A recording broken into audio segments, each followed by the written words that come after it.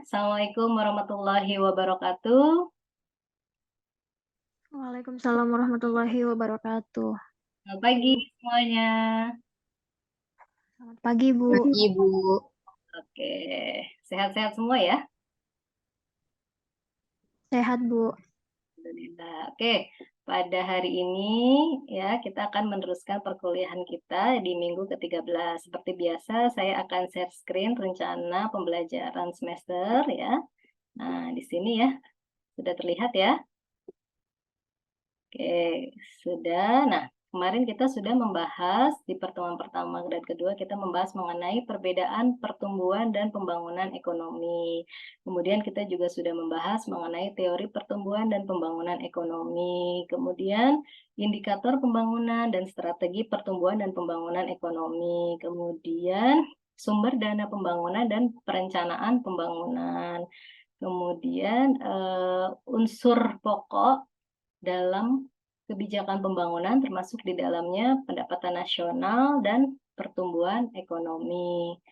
Kemudian kita juga membahas mengenai masalah pembangunan dan perdagangan gitu ya.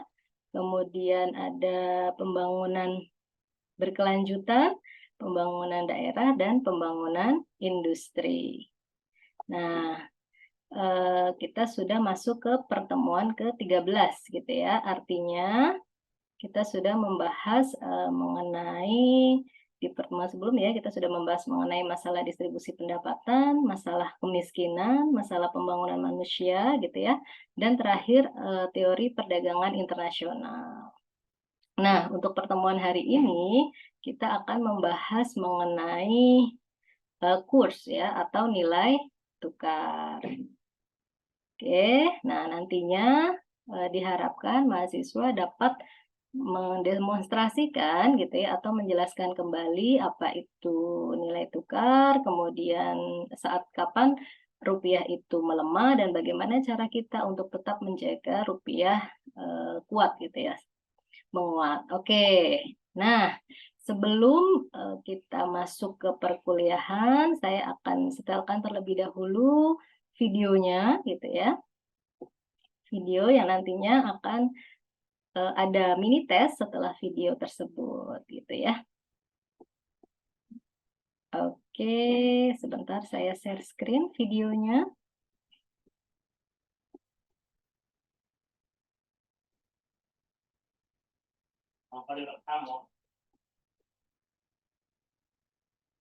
Ya, sebentar ya.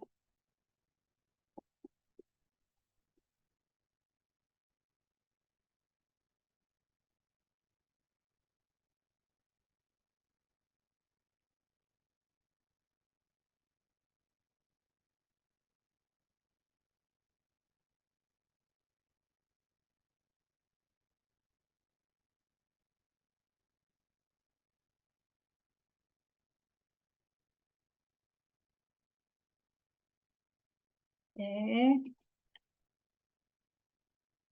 bentar ya.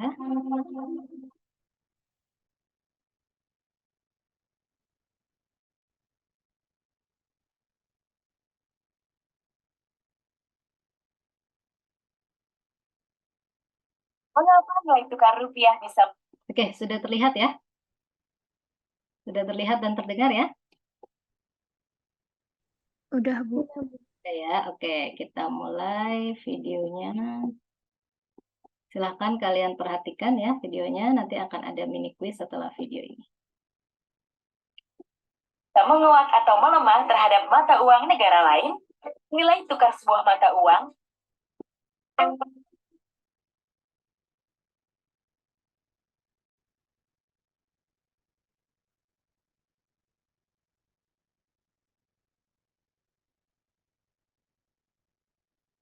Mengapa nilai tukar rupiah bisa menguat atau melemah terhadap mata uang negara lain? Nilai tukar sebuah mata uang pada dasarnya mencerminkan harga dari mata uang tersebut. Pada prinsipnya, nilai tukar ditentukan oleh kebutuhan atau demand dan ketersediaan atau supply antara dua mata uang masing-masing negara, seperti rupiah dan dolar Amerika misalnya. Perbandingan dua mata uang ini biasanya dihitung dalam jumlah satuan atau kurs. Contohnya, 1 dolar Amerika setara dengan Rp13.000. Nilai tukar yang ditentukan oleh pasar akan berubah-ubah nilainya, tergantung pada kebutuhan dan ketersediaan mata uang tersebut. Bila kebutuhan terhadap mata uang asing seperti dolar meningkat, atau yang membeli dolar lebih banyak, maka nilainya akan lebih mahal atau menguat terhadap mata uang rupiah. Demikian pula sebaliknya.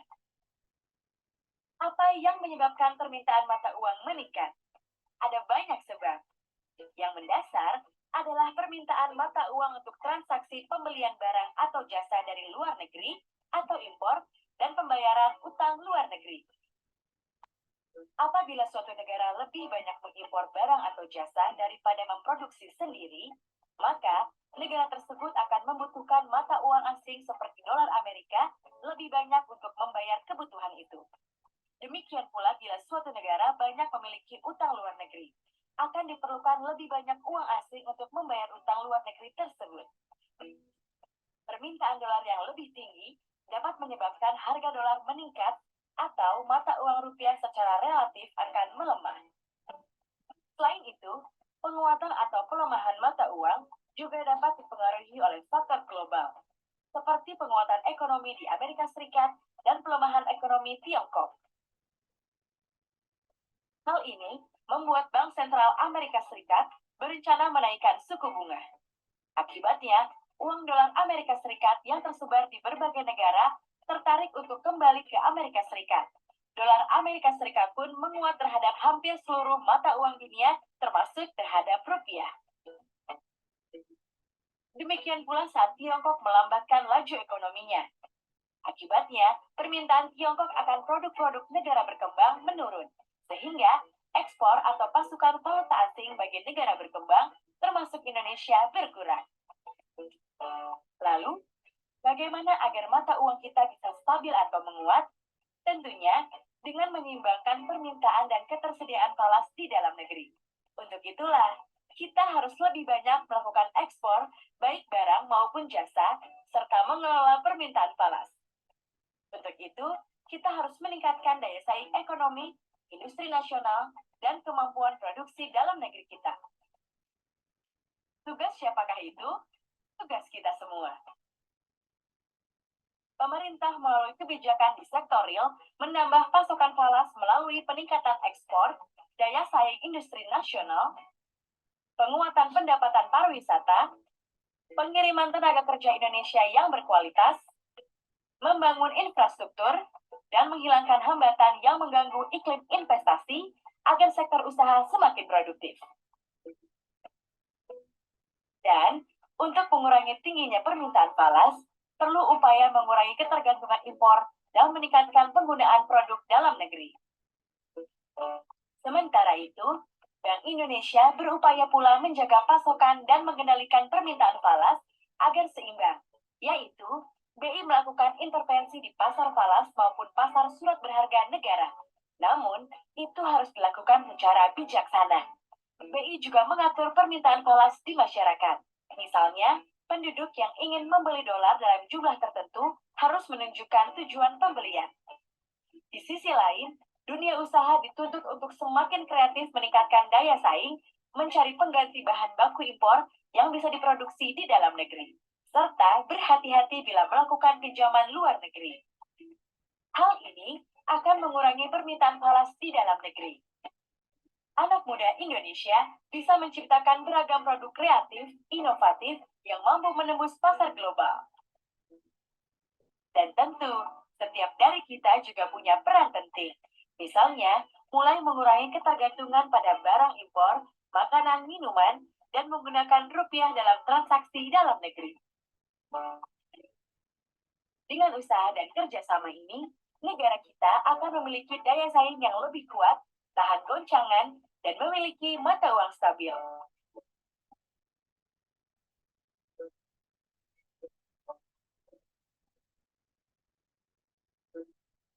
Pesan ini disampaikan oleh Bank Indonesia.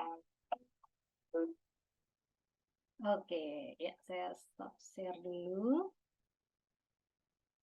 Oke, ya seperti yang sudah saya sampaikan tadi, kita akan mengadakan mini tes ya. Oke, nah.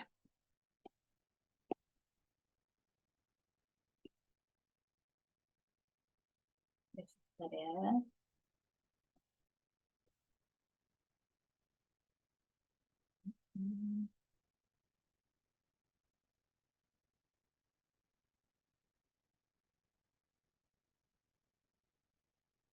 Oke, saya share screen. Nah, silakan klik link yang ada di chat, gitu ya. Sudah saya kopikan linknya, atau kalian bisa masuk melalui menti.com, kemudian klik kodenya 17576570. Oke, sudah muncul? Oke. Ya, nanti akan ada submit jawaban ya. Di situ akan ada submit jawabannya. Kemudian nanti kalian klik submit. Sudah muncul? Sudah masuk Menti semua? Sudah, Ibu. Sudah ya, sudah muncul box-nya, box submit-nya. Sudah, Bu. Sudah muncul. Ya, silakan ketikkan jawabannya ya untuk pertanyaan pertama, apa yang kalian ketahui tentang kurs? Nah, silakan ketik jawabannya, kita jawab sama-sama. Waktunya 1 menit aja. Dimulai dari sekarang ya, dari video tadi, apa sih yang kalian ketahui tentang kurs?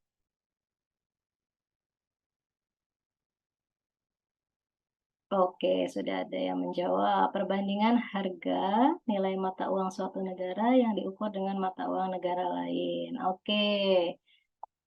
Yuk, yang lain yuk. Kemudian apa lagi nih? Nilai suatu mata uang negara diukur dengan mata uang negara lain. Oke, ada lagi? Yuk. Oke, nilai mata uang suatu negara yang diukur dengan mata uang. Oke. Yuk, lagi. Oke, hampir sama semua jawabannya ya. Oke, tapi memang yang di video tadi seperti itu ya, nilai mata uang negara yang diukur dengan mata uang negara lain. Oke, ada lagi? Sudah cukup ya? Oke, sekarang kita menuju ke sudah ada 9 respon. Oke. Nah, sekarang kita menuju ke pertanyaan selanjutnya. Oh, masih ada lagi yang menjawab tuh ya. Nilai mata uang suatu negara yang diukur dengan mata uang negara lain. Oke, ya. Sudah betul ya. Sudah betul. Nah, kemudian sekarang kita next. Pertanyaan kedua. Nah, kapan rupiah melemah terhadap dolar Amerika? Ya, saat kapan sih rupiah melemah terhadap dolar Amerika? Nah, silakan ketikkan jawaban kalian. Waktunya 1 menit aja dari sekarang. Silakan.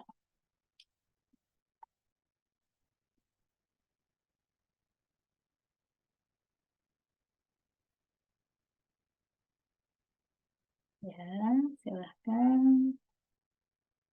Pada saat apa? Tadi tuh yang di video ya. Kapan sih rupiah melemah terhadap dolar Amerika gitu ya, atau dolar AS? Ya, silahkan ketikkan jawabannya. Belum ada yang mengetik? Yuk, ditunggu.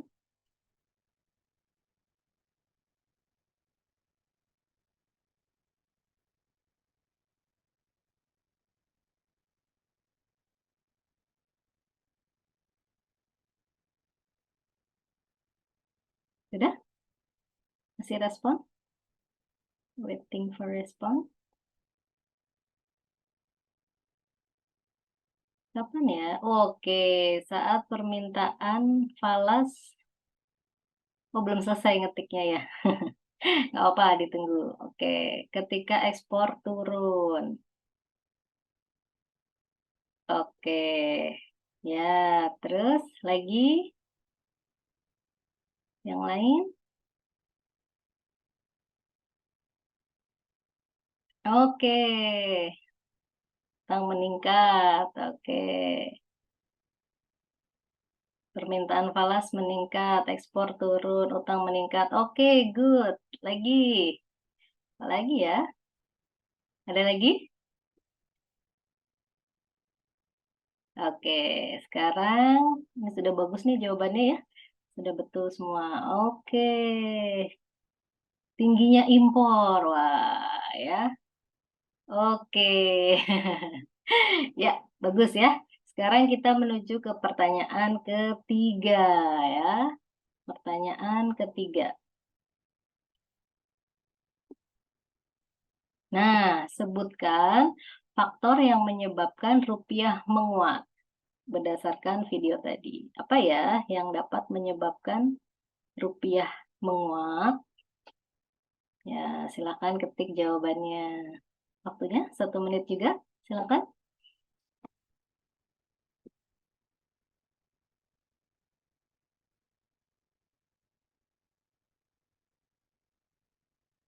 Oke, peningkatan ekspor, bagus. Penurunan utang, pakai produk dalam negeri, oke. Iya,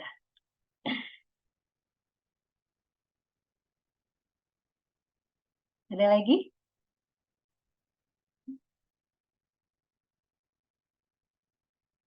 Oke, meningkatkan investasi. Oke, pakai produk dalam negeri, meningkatkan ekspor, penurunan utang, meningkatkan investasi. Oke, berarti kalian sudah lumayan paham ya dari video tersebut. Ya, bagus ya. Nah, sekarang ini saya stop share ya. Stop share. Nah, oke. Terima kasih atas responnya ya dari mini quiz tadi. Sekarang kita masuk ke pembahasan kuliah ya. Ya, di sini ya seperti yang sudah saya sampaikan di awal tadi ya, tujuan pembelajaran ini adalah mahasiswa mampu menjelaskan definisi kurs atau nilai tukar. Kemudian yang kedua, mahasiswa mampu menjelaskan kapan rupiah akan melemah atau menguat gitu ya. Kemudian yang ketiga, mahasiswa diharapkan mampu menjelaskan atau mendemonstrasikan faktor apa saja yang dapat menguatkan rupiah. Nah, di sini tadi sudah betul ya jawabannya. Ya, dari kalian sudah betul. Jadi nilai tukar gitu ya. Nilai tukar atau kurs itu adalah harga mata uang suatu negara jika mata uang tersebut ditukarkan dengan mata uang dari negara lain gitu ya. Jadi kalau ditukarkan itu berapa nilainya gitu ya. Itu yang disebut dengan kurs atau nilai tukar. Misalnya apa? Misalnya $1 itu sama dengan 13.000 rupiah. Kemudian 1 yen sama dengan 10.000 rupiah. Kemudian 1 pound sterling sama dengan 17.000 rupiah gitu ya. Nah, itu adalah nilai tukar atau kurs. Nah, selanjutnya, nah, pergerakan nilai tukar gitu ya. Nah, pergerakan nilai tukar ini ditentukan oleh mekanisme pasar ya, sehingga nilainya akan berubah-ubah gitu ya. Dan pergerakan nilai tukar itu juga bergantung pada kebutuhan dan ketersediaan mata uang asing di negara domestik ya. Jika kebutuhan akan mata uang asing seperti dolar meningkat, maka nilainya akan lebih mahal ya. Jadi kalau persediaan dolar eh, jika kebutuhan mata uang asing seperti dolar meningkat gitu ya, permintaannya meningkat sehingga persediaannya akan menipis gitu ya. Nah, harga dolar itu akan semakin mahal gitu ya. Oke, kemudian lanjut kapan rupiah akan melemah atau menguat itu tadi ya. Nah, kapan rupiah akan melemah seperti itu. Nah, melemah ketika apa? Ketika permintaan akan falas ya, seperti dolar, yen atau kurs atau apa? Mata uang Singapura gitu ya meningkat ya. Permintaan yang meningkat, maka persediaan di dalam negeri menipis gitu ya. Nah, itu yang akan membuat rupiah melemah. Nah, kira-kira kenapa ya rupiah itu bisa melemah? Ya tentu karena tadi ya adanya peningkatan impor seperti itu. Ada peningkatan impor. Jadi ada peningkatan pembelian barang dan jasa dari luar negeri gitu ya, atau kita membeli ya, membeli barang dan jasa dari luar negeri ya. Nah, itu ada peningkatan aktivitas impor ya, karena kita impor gitu kan, kemudian kita butuh dolar untuk membayar gitu ya. Nah, sehingga persediaan dolar di dalam negeri menipis. Nah, itu yang akan membuat rupiah melemah. Seperti itu. Yang kedua, pembayaran hutang luar negeri. Nah, contohnya apa? Contohnya pada saat pembayaran hutang. Ya, saat pembayaran hutang itu kita harus membayar hutang beserta bunganya. Ya, nah, sehingga kita memerlukan banyak dolar untuk membayar hutang dan bunganya, gitu ya. Nah, sehingga stok dari dolar akan semakin menipis dan itu yang akan menyebabkan rupiah melemah. Dan yang ketiga itu adalah eh, global imbalances, gitu ya. Global imbalances. Global imbalances ini adalah apa? Penguatan ekonomi oleh Amerika Serikat, gitu ya. Nah, misalkan Amerika gitu ya melalui bank sentralnya gitu ya menaikkan suku bunga The Fed. Nah, suku bunga The Fed dinaikkan dari 4% menjadi 5%, itu akan menarik investor. Ya, investor akan berbondong-bondong ke Amerika Serikat untuk menanamkan investasinya gitu ya, investasi finansial ya. Kemudian eh, persediaan stok di domestik ya baik di Indonesia maupun di negara lain itu akan semakin menipis karena ketarik ke Amerika Serikat. Nah, itu yang akan menyebabkan rupiah dan mata uang lain itu menjadi melemah. Seperti itu ya. Nah, kemudian ada juga misalkan dari sektor tadi dari sektor moneter, kemudian atau finansial. Kalau dari sektor realnya, contohnya apa? Nah, dari sektor real ini contohnya misalnya apa ya? Nah, COVID ya, saat COVID-19 itu masyarakat itu memiliki daya beli yang rendah gitu ya, sehingga permintaan ekspor ya, misalkan permintaan ekspor dari Amerika, dari Jepang, dari Swedia gitu ya ke Indonesia itu turun gitu, Tiongkok ya. Jadi ada penurunan permintaan ekspor dari dari Indonesia ke mana? Ke Tiongkok misalnya ya. Tiongkok menurunkan permintaan ekspornya. Nah, sehingga eh, pendapatan kita ya melalui devisa negara, melalui sektor ekspor itu menurun ya. Itu juga akan menyebabkan rupiah melemah. Seperti itu ya. Nah, kemudian saat kapan ke rupiah menguat? Nah, tentu sebaliknya saat ekspornya meningkat. Kemudian utang luar negeri turun. Kemudian mampu mengelola permintaan falas. Nah, ini Bank Indonesia ini memiliki wewenang untuk mengelola permintaan falas. Jadi apabila ada yang membeli falas secara berlebihan atau permintaan falasnya tinggi gitu akan biasanya akan ditanyakan untuk apa penggunaannya. Seperti itu. Itu sebagai salah satu upaya untuk pengendalian falas. Nah, kemudian apalagi yang bisa untuk menambah pasokan falas di Indonesia gitu ya atau di domestik. Nah, misalkan dengan penguatan sektor pariwisata ya. Kalau banyak wisatawan asing yang masuk ke Indonesia, maka pasokan dolar gitu ya, dolar atau mata uang asing lain di Indonesia semakin banyak ya, sehingga rupiah menguat seperti itu. Terus kemudian yang kedua, menggunakan bahan baku dan produk jadi dalam negeri gitu ya. Nah, itu juga akan membuat pasokan falas kita banyak ya. Nah, sehingga rupiah menguat. Kemudian menghilangkan hambatan iklim investasi. Nah, investasi meningkat, banyak banyak apa investasi masuk gitu ya. Kemudian pendapatan kita melalui dolar juga meningkat. Kemudian meningkatkan daya saing industri. Kemudian apa nih? Memperbaiki infrastruktur ya. Oke, memperbaiki infrastruktur.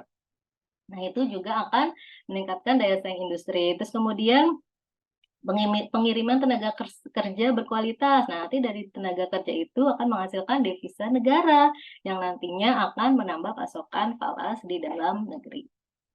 Kemudian yang terakhir adalah mengurangi ketergantungan impor. Jadi kita menggunakan produk-produk dalam negeri, ya. Nah,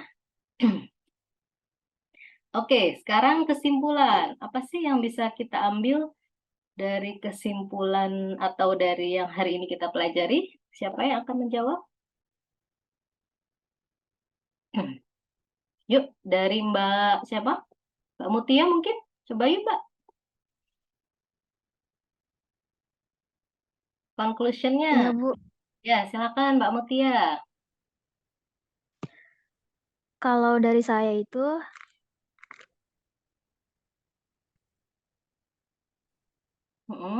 Gimana Mbak? Jadi apa yang kita dapatkan di hari ini, di kuliah ini? kalau saya terkait nilai tukar, Bu. Nilai tukar adalah harga mata uang di suatu negara jika mata uang tersebut ditukarkan dengan mata uang lain. Oke, terus ada lagi? Kira-kira apa sih yang membuat rupiah melemah, Mbak?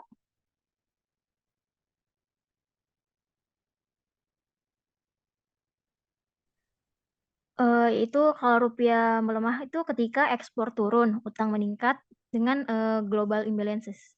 Oke, ya. Oke, sekarang Mbak siapa? Mbak Zahra? Oke, Ibu. Oke, silakan Mbak Zahra. Apa sih Kalau dari saya, hari ini? ya, kesimpulan itu dari cara menguatkan rupiah, yaitu Hmm. dengan cara meningkatkan ekspor, memakai produk dalam negeri, meningkatkan investasi. Oke, itu ya. Oke, itu tambahannya ya Mbak ya, dari Mbak Mutia tadi ditambahkan oleh Mbak Zahra gitu ya. Oke, ya. Sampai sini ada yang mau ditanyakan? Oke, belum ya? Oke. Nah, untuk tugasnya minggu depan itu kita akan menganalisis data kurs atau nilai tukar periode 1 tahun terakhir ya, tahun 2022.